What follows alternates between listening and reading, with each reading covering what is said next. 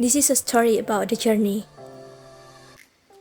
of an Indonesian in exploring the tradition of perfection, embracing change to be always ahead. The journey began more than a century ago when Mr. Lim Sing Tea established Sampurna in Surabaya. As time passed, we transformed and innovated, producing the best grade of products as a leading company.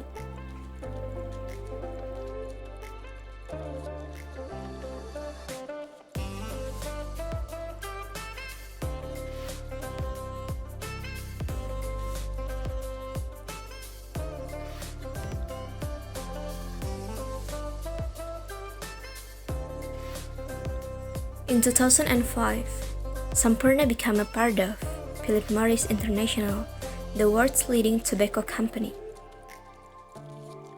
The perfect combination of local expertise and global experience, along with hard work and motivation, has finally paid off, placing Sampurna as the number one and leader in all segments.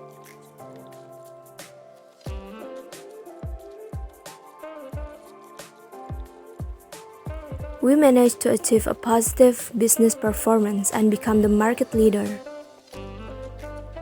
This hard work is always wrought from three hands philosophy, has always been the foundation for our company. First, Sampurna always produces and offers good quality products for adult customers by conducting meticulous quality control to ensure the highest standard. Sampurna is committed in providing competitive compensation, a good right working environment for its employees, as well as maintaining a good relationship with its business partners. For us, employees are the most valuable assets.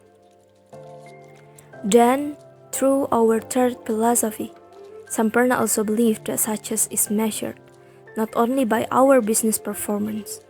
We always make social investment as the company's contribution and participation for the realization of society welfare until it bears the fruits of a positive impact.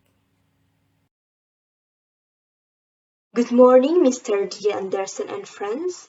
And in this video, I will explain about the operation management from a company in Indonesia named PT Sampurna, which is one of well-known cigarette companies in Indonesia. Curious about the operation management of PT Sampurna? Please check it out and straight to the explanation. Jadi yang berikutnya, kita harus tahu dulu, pertama dari yang paling pertama bahwa dalam menentukan suatu manajemen operasi suatu perusahaan, kita perlu tahu bahwa manajemen operasi sangat erat kaitannya dengan financial management, marketing management, dan human capital management. Jadi seluruh sistem operasi yang terjadi dalam suatu perusahaan akan saling berkaitan satu sama lain dan terpengaruh dengan divisi lainnya. Nah, begitupun yang 5 tahun terakhir belakangan dilakukan oleh PT Sampurna, yaitu dengan menerapkan berbagai macam strategi dari tahun ke tahun yang bahkan digunakan hingga saat ini. Yaitu yang paling pertama yaitu strategi market driven strategy. Jadi strategi ini merupakan orientasi market di mana PT Sampurna sendiri untuk mencapai target konsumen itu dengan melihat apa saja sih sebenarnya kebutuhan dan keinginan yang dibutuhkan di pasaran. Jadi market driven strategi itu memfokuskan pada customer, layaknya pembeli atau pelanggan itu seperti raja yang perlu dipenuhi kebutuhan dan keinginannya. Jadi untuk memenuhi market driven strategi ini sebenarnya digunakan guna untuk bagaimana memenuhi loyalitas dari perusahaan itu sendiri. Jadi, untuk memenuhi loyalitas itu diperlukan observasi pasar seperti mengetahui produk apa yang sebenarnya dibutuhkan di pasaran dan juga bagaimana kita membuat suatu inovasi produk agar sesuai dengan kebutuhan dan keinginan pasar. Jadi salah satu produk dari PT Sampurna sendiri yaitu produk emalnya yang menggunakan market driven strategi ini, yaitu dengan adanya sistem atau logo ataupun moto yang digunakan yaitu Taste of the Future, artinya selain dari produk Email itu memiliki keunikan tersendiri, yaitu kandungan nikotin dan tar yang rendah, juga pastinya akan berpengaruh terhadap bagaimana kebutuhan dan gaya hidup masyarakat di masa yang akan datang. Nah, teman-teman semua, yang selanjutnya ada yang namanya Blue Ocean Strategy. Jadi Blue Ocean Strategy ini sempat mengagetkan industri-industri rokok pada zamannya atau pada saat itu. Kenapa demikian? Yang pertama, karena berhubungan erat dengan peluncuran dari produk Amel yang tadi, dalam Blue Ocean Strategy ini menargetkan bahwa produk Amel ini memiliki keunikan yang sangat berbeda dari produk lainnya, yang dimana produk Amel ini tidak termasuk dalam 3 kategori besar rokok. Yang pertama ada SKT atau sigaret keterek tangan, yang kedua ada SKM atau sigaret keterek mesin, dan yang terakhir ada SPM atau sigaret putih mesin. Jadi di antara ketiga dari komponen ini atau ketiga golongan besar ini, Amel itu tidak termasuk di antara ketiganya, sehingga dianggap merupakan produk yang berbeda atau lain dan berbeda dari yang lainnya pada zaman itu. Nah, yang berikutnya ada juga yang namanya memberikan customer value kepada konsumennya atau customernya. Jadi customer value itu seperti apa? Contohnya pada produk Amel tadi lagi yang dibuat dalam bentuk limited edition. Nah, limited edition ini dimaksudkan agar konsumen atau customer itu menjadi tertarik untuk membelinya karena produknya yang unik dan berbeda dan terbatas. Jadi produk Amel itu dikemas dalam 12 batang, yang dulunya dikemas dalam bentuk atau kemasan 16 batang, dikemas menjadi 12 batang dengan packaging atau kemasan yang dibuat lebih menarik dan lebih unik, yaitu mengandung jokes-jokes anak muda, sehingga hal ini dapat menarik perhatian dari para konsumen-konsumen muda untuk membeli produk limited edition tersebut. Dan hal ini juga dapat mendorong penjualan produk Amel yang lebih rendah, yaitu 12 batang bagi orang yang tidak ingin membeli dalam jumlah yang banyak. Nah, yang paling terakhir adalah diversifikasi produk. Mengapa PT Sampurna sendiri melakukan diversifikasi produk? Tujuannya antara lain adalah untuk memasarkan suatu produk yang sejenis dengan produk yang sudah pernah dipasarkan sebelumnya. Jadi tujuan dilakukan ini sebenarnya agar produk itu dapat lebih tahan lama, memberikan produk yang langsung bisa siap pakai dan siap digunakan oleh masyarakat atau konsumen, dan juga memberikan produk yang sesuai dengan harapan konsumen. Selain itu juga memberikan suatu value baru atau memberikan nilai tambah pada suatu produk, dapat mempermudah transportasi, menyerap tenaga kerja, sebagai nilai tambah bagi pendapatan, dan lain sebagainya. Nah, jadi kita juga perlu ketahui, teman-teman, sebenarnya dalam suatu perusahaan, apa yang penting dalam suatu manajemen operasi? Kita perlu mengetahui dulu apa yang menjadi kekuatan dan strength bagi perusahaan tersebut yang mampu dijadikan acuan untuk kedepannya memperoleh profit. Yang paling pertama yaitu kualitas bahan baku. Kita telah mengetahui bahwa PT Sampurna itu memiliki kualitas bahan baku yang sudah terpercaya dan sangat aman. Bahkan telah bersaing dengan 4 perusahaan rokok terbesar di Indonesia, antara lain PT Jarum, Gudang Garam, Bandol Prima, dan juga Wismila. Yang berikutnya yaitu PT Sampurna sendiri sudah menguasai pangsa pasar yang jauh lebih tinggi atau lebih high dibanding dengan perusahaan-perusahaan rokok lainnya, seperti perusahaan Gudang Garam dan juga perusahaan Jarum. Jadi pangsa pasar yang dikuasai oleh PT Sampurna sendiri sebesar 24,2%, jauh dibandingkan dengan PT dari Gudang Garam sendiri sebesar 23,6%, dan juga PT Jarum sendiri sebesar 20,4%. Jadi perbandingan ini cukup besar dan menjadi suatu keunikan dan kelebihan bagi PT Sampurna sendiri. Yang berikutnya mengenai kredibilitas. Jadi salah satu keunikan dan kelebihan dari PT Sampurna sendiri yaitu memiliki kredibilitas perusahaan. Jadi kita tahu bahwa PT Sampurna sendiri bukan merupakan PT yang baru saja berdiri beberapa tahun silam atau dibangun hanya dalam jangka waktu 19 malam, tetapi sudah melewati berbagai proses dan perjalanan yang cukup panjang, mulai dari pengalaman, prestasi, dan lain sebagainya. Dan inilah menjadi acuan untuk membangun suatu kepercayaan atau trust dari stakeholder sendiri, yang pastinya menjadi poin yang sangat krusial terhadap pengembangan perusahaan PT Sampurna sendiri. Selanjutnya adalah mengenai kebudayaan perusahaan. Jadi PT Sampurna sendiri memiliki keunikan, yaitu kebudayaan perusahaan yang cukup berbeda, yaitu di mana karyawan dari PT Sampurna sendiri menjiwai aktivitas yang dilakukan dalam hal memproduksi. Jadi dengan adanya kegiatan atau jiwa emosional dari setiap karyawan itu sendiri mampu menghasilkan suatu produk yang bagus kepada konsumen itu sendiri. Jadi dengan adanya sistem kerja dan budaya kerja yang baik dari PT Sampurna, pastinya menjadikan perusahaan ini akan mampu berdiri kokoh dan bahkan bertahan dan berkembang hingga saat ini. Nah, dan yang paling penting adalah kelebihan dari PT Sampurna yaitu memiliki nilai kapital yang cukup besar. Jadi setelah Philip Morris itu menjadi salah satu pemilik dominan dalam saham perusahaan, jadi perusahaan PT Sampurna itu memiliki nilai kapital yang cukup besar, dan saat ini modalnya itu di bawah naungan perusahaan raksasa di dunia. Dan kita tahu bahwa dengan adanya modal yang cukup besar ini, pastinya nanti akan mampu menggalang seluruh dana maupun kegiatan operasional yang terjadi di dalam perusahaan. Dan juga mampu untuk mengelola human capital yang baik dengan tersedianya dana tersebut.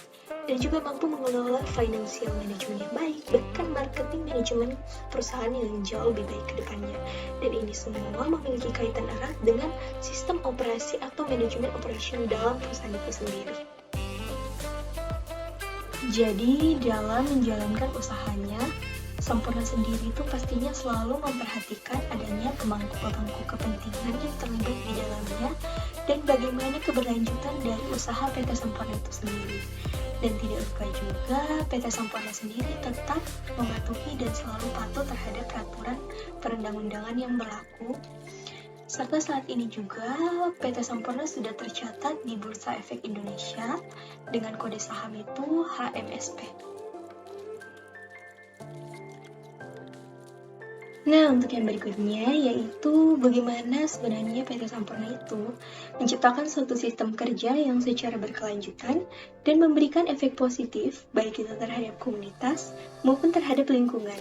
Dan bagaimana PT Sampurna sendiri menciptakan lingkungan kerja yang mampu memberikan dampak positif tersebut dalam seluruh aktivitas bisnis di PT Sampurna itu sendiri. Nah, teman-teman pastinya penasaran kan dengan bentukan dari House of Sampurna di Surabaya? Yuk, check it out! Nah, teman-teman semua, jadi seperti inilah kurang lebih gambaran atau tampilan dari House of Sampurna di kota Surabaya. Lalu, in 2018 Global CSR Award, Sampurna was one of 60 Indonesian and international companies who achieved the CSR Global Awards in 2018 at the annual Global CSR Summit in Lombok, April 2018. Global CSR Award 2018 as follows. First, Platinum Award for the category of Best Workplace Practices, Gold Award for the category of Best Community Program, and Silver Award for the category of Empowerment of Women. Secondly, Asia Responsible Enterprise Award 2018, Sampurna achieved the Asia Responsible Enterprise or AREA in 2018 from Asia Enterprise in Social Empowerment category through Clean Water Access Program in Bali. And the third one, Indonesia Most Innovative Business in 2018, Sampurna achieved Most Innovative Business Award 2018 as Excellent Company for Organizational and Process Innovation in Cigarette category from Warta Economy magazine. And for the next is Indonesia Country Contributor Award in 2018. Sampurna is among those receiving Tempo Country Contributor Award in 2018 and most tax-friendly corporate recognition for its contribution as one of the highest payers and its commitment in fulfilling in all aspects and standards of tax compliance in Indonesia. And for the last but not least, Indonesia Original Brand in 2018. Sampurna received award from CWA Magazine for Sampurna Mild as its Champion of Indonesia Original Brand in 2018.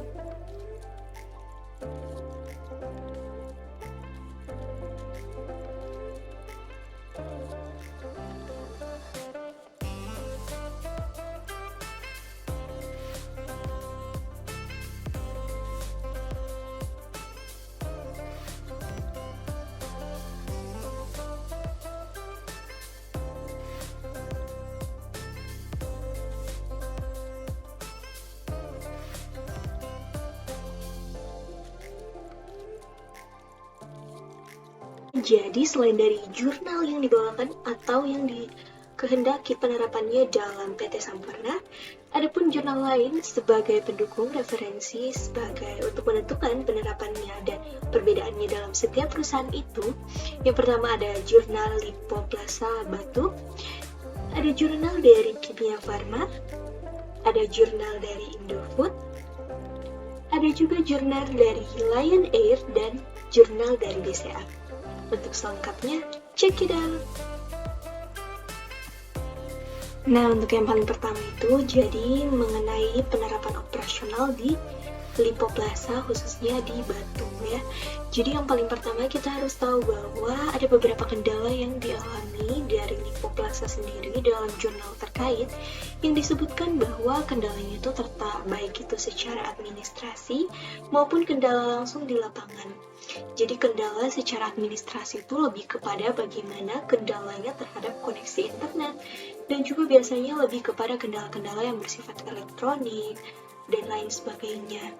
Selain itu, ada pun dari kendala segi purchasing sendiri yang berhubungan langsung dengan vendor. Jadi dalam hal ini terkait dengan pengurusan kelengkapan data vendor. Jadi di Lipoplasa Batu sendiri itu memiliki sistem atau prosedur yang dimana setiap vendor itu harus memiliki kelengkapan data seperti KTP, NPWP, dan lain sebagainya. Tetapi yang dialami faktanya oleh Lipo Mall atau Lipoplasa itu sendiri, bahwa ternyata banyak saat ini vendor-vendor baru yang tidak ingin memberikan kelengkapan datanya tersebut dengan berbagai alasan.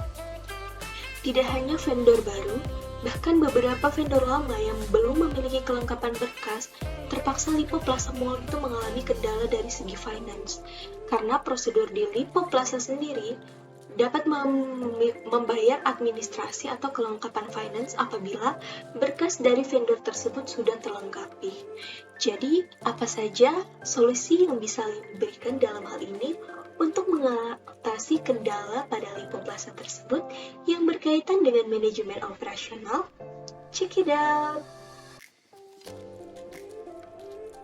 Nah, jadi apa saja solusi yang Leoni dapat berikan dalam hal manajemen operasional terhadap Lipo Mall sendiri atau Lipoplasa itu sendiri?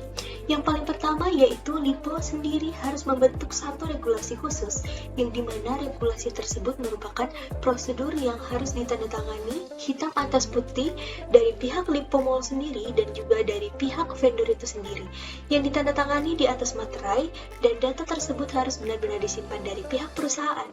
Hal ini guna untuk mengetahui bahwa terdapat kesepakatan dan prosedur yang telah ditandatangani dari kedua belah pihak. Jadi apabila terdapat salah satu pihak yang melanggar dari prosedur tersebut, maka akan langsung ditindaklanjuti untuk prosedural ke depannya. Yang kedua, Lipo Mall atau Lipoplasa sendiri wajib membentuk tim audit internal maupun eksternal yang khusus menjaga setiap vendor. Apabila terdapat vendor yang menjalankan atau melakukan aktivitas tidak sesuai dengan prosedur yang ada, maka akan langsung ditindaklanjuti dari tim audit ke tim pengaman dari pihak plaza sendiri.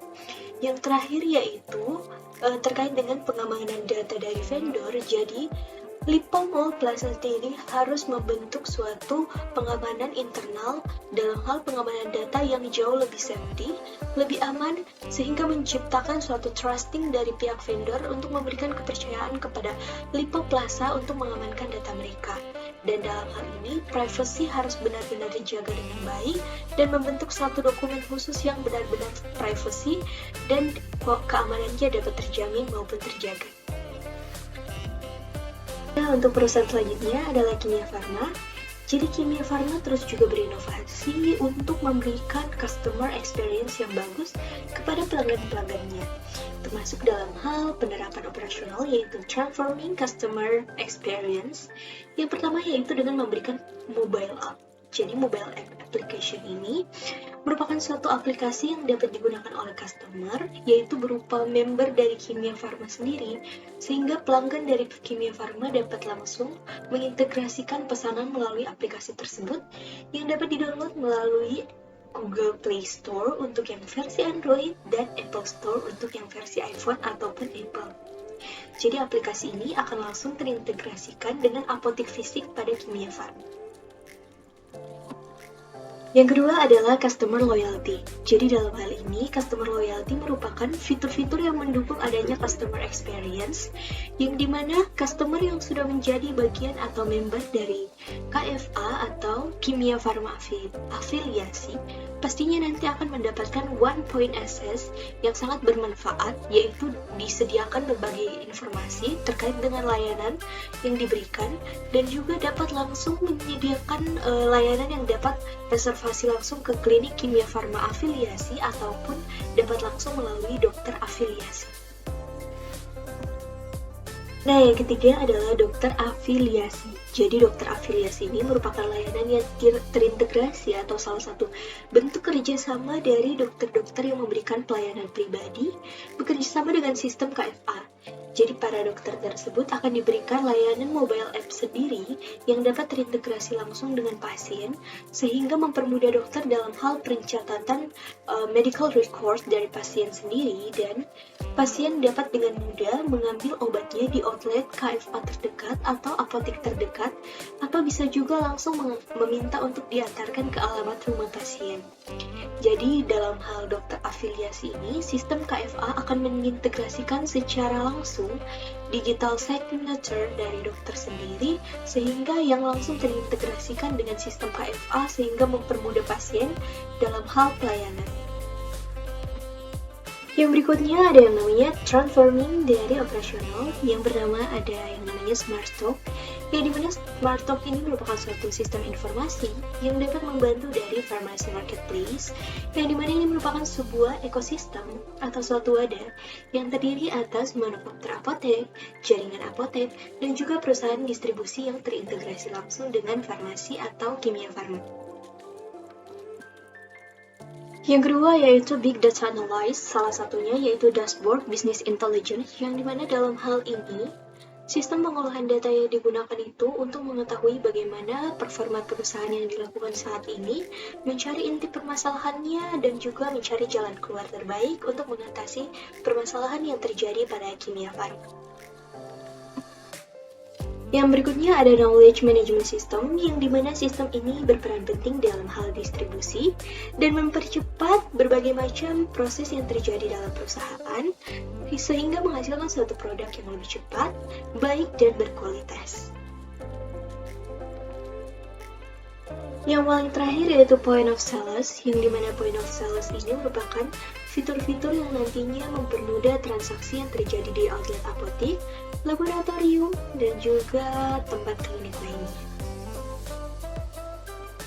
Jadi teman-teman semua, kita bisa lihat ya bagaimana penerapan manajemen operasional yang diterapkan oleh Kimia Farma ini benar-benar sangat unik dan berbeda dari apotek-apotek pada umumnya, sehingga dapat dikatakan sulit untuk atau ditiru sistem operasionalnya oleh perusahaan lain, karena struktural yang disusun benar-benar sangat terancang dengan rapi, dan benar-benar akan ada kontribusi yang berkesinambungan antara satu divisi, satu tim, dan tim lainnya untuk mengkoordinasikan sistem-sistem yang digunakan untuk mengoperasikan perusahaan itu sendiri. Nah, untuk yang berikutnya yaitu perusahaan Indofood. Jadi kenapa Leoni memilih Indofood juga sebagai salah satu dari objek manajemen operasional yang ditinjau lebih lanjut penerapannya? Karena ada keunikan yang Leoni dapatkan. Yang pertama yaitu ternyata Indofood saat ini sudah menerapkan sistem operasional, yaitu dengan menggunakan sistem informasi digital untuk mengelola data supplier. Jadi data supplier itu benar-benar diolah dalam bentuk suatu manajemen aplikasi dari tim audit dari Indofood itu sendiri. Jadi perusahaan Indofood ini benar-benar sangat menjaga kualitas bahan bakunya dengan supplier-supplier yang berbeda dengan kualitas-kualitas tertentu yang diolah benar-benar dalam suatu manajemen operasi yang sangat bagus. Yaitu dalam data suppliernya tersebut harus lengkap nama supplier, kode supplier, nomor telepon supplier, dan juga alamat dari supplier itu sendiri. Nah, adapun di dalamnya itu, sistem informasinya itu mencakup antara lain beberapa tabel atau supply dari bahan-bahan yang digunakan, dan juga bagaimana kriterianya dengan menggunakan bahan yang sama, tetapi perusahaan Indofood ini menggunakan perbandingan supplier itu yang berbeda-beda.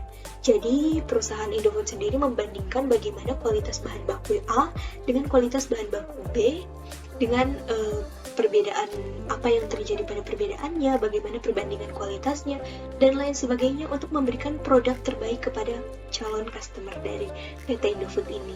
Dan bagi Lely, ini merupakan keunikan tersendiri dari PT Indofood sehingga mampu menghasilkan berbagai macam produk makanan, seperti produk makanan instan, seperti Indomie, seperti makanan-makanan rempah-rempah instan juga, dengan bahan-bahan yang ternyata benar-benar diolah dari bahan-bahan pilihan. Yang berikutnya yaitu mengenai maskapai penerbangan. Kita lanjut ke Lion Air. Jadi kita tahu bahwa dalam suatu manajemen operasional dalam maskapai penerbangan, terutama yang ada di Indonesia, ternyata pasalnya masih sering kali mengalami keterlambatan ataupun pembatalan keberangkatan. Dalam hal ini tentunya pasti akan sangat merugikan bagi pengguna jadwal penerbangan tersebut atau penumpang yang akhirnya tertunda untuk jadwal penerbangannya, dan apakah mendapatkan kompensasi dari perusahaan ataupun tidak. Dilansir pada tanggal 10 Desember 2017 dari salah satu laman Instagram dari penumpang maskapai penerbangan, yaitu Info Sumbar, yang mengatakan bahwa terjadi keterlambatan pada maskapai penerbangan Lion Air. Dan dalam hal ini pastinya terjadi kesalahan pada suatu manajemen operasional, dan perlu kita ketahui apa yang menjadi landasan terjadinya keterlambatan pada setiap maskapai penerbangan di Indonesia dan bagaimana solusinya.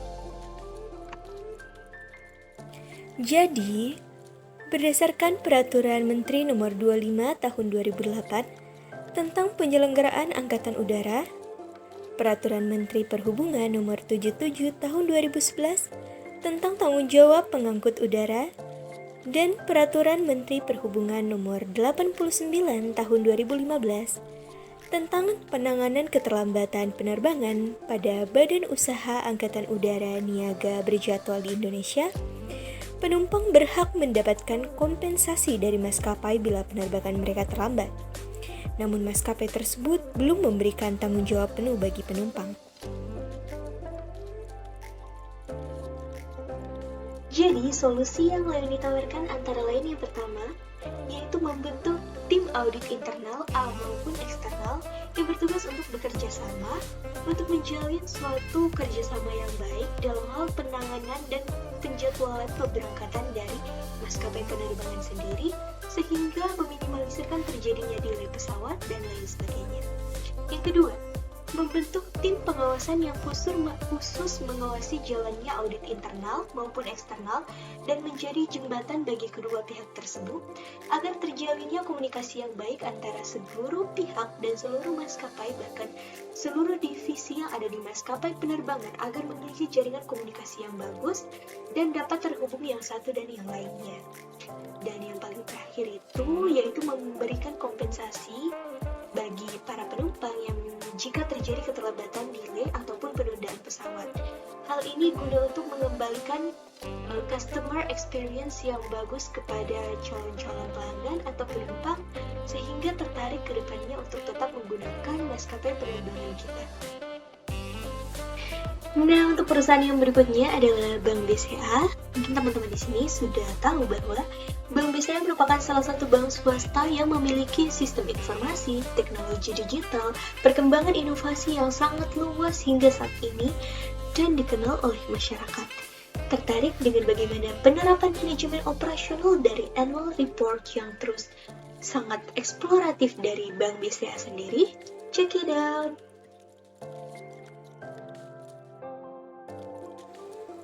Jadi, BCA sendiri memiliki prinsip-prinsip tata kelola perusahaan yang baik, antara lain transparansi, akuntabilitas, pertanggungjawaban, independensi, dan juga kewajaran. Nah, adapun beberapa penerapan tata kelola operasional perusahaan pada Bank BCA sendiri. Yang pertama yaitu governance structure yang menilai kecukupan struktur dan infrastruktur dari tata kelola bank agar proses penerapan prinsip kerja tata kelola yang baik menghasilkan outcome yang sesuai dengan harapan pemangku kepentingan bank. Yang kedua yaitu governance process, yaitu dengan menilai efektivitas proses penerapan prinsip tata kelola yang baik yang didukung oleh kecukupan struktur dan infrastruktur dari tata kelola bank. Dan yang ketiga adalah governance outcome, yaitu menilai kualitas outcome yang memenuhi harapan pemangku kepentingan bank yang merupakan hasil proses penerapan prinsip tata kelola yang baik serta didukung oleh kecukupan struktur dan infrastruktur oleh tata kelola bank. Nah, teman-teman semua, kesimpulan yang Leoni bisa dapatkan dari 6 kajian jurnal yang berbeda, 6 perusahaan berbeda, dengan 6 penerapan manajemen operasional perusahaan yang berbeda-beda, dengan fenomena-fenomena yang berbeda pastinya, dan bidang industri perusahaan yang berbeda-beda, Leoni dapat menyimpulkan bahwa manajemen operasional dalam suatu atau setiap perusahaan itu harus memiliki ciri khas tertentu yang membedakannya dari perusahaan lain, tergantung dari industri apa perusahaan tersebut. Dalam hal ini, perusahaan harus memberikan customer value yang bagus kepada customer sehingga dapat meningkatkan efisiensi dan efektivitas dari perusahaan itu sendiri. Kita dapat melihat performa dari suatu perusahaan dengan melihat bagaimana manajemen operasionalnya dapat berkembang, yang erat juga kaitannya dengan hal human capital management, financial management, dan marketing management. Jadi bagaimana produk atau jasa tersebut dari perusahaan hingga sampai ke tangan konsumen, dan bagaimana value yang bisa diberikan dari konsumen itu sendiri terhadap pemakaian produk atau jasa dari perusahaan kita. Jadi, Leoni juga ingin menekankan bahwa perusahaan bisa melakukan manajemen operasional yang optimal sehingga terciptanya suatu efisiensi dan efektivitas perusahaan untuk mendukung performa perusahaan ke depannya.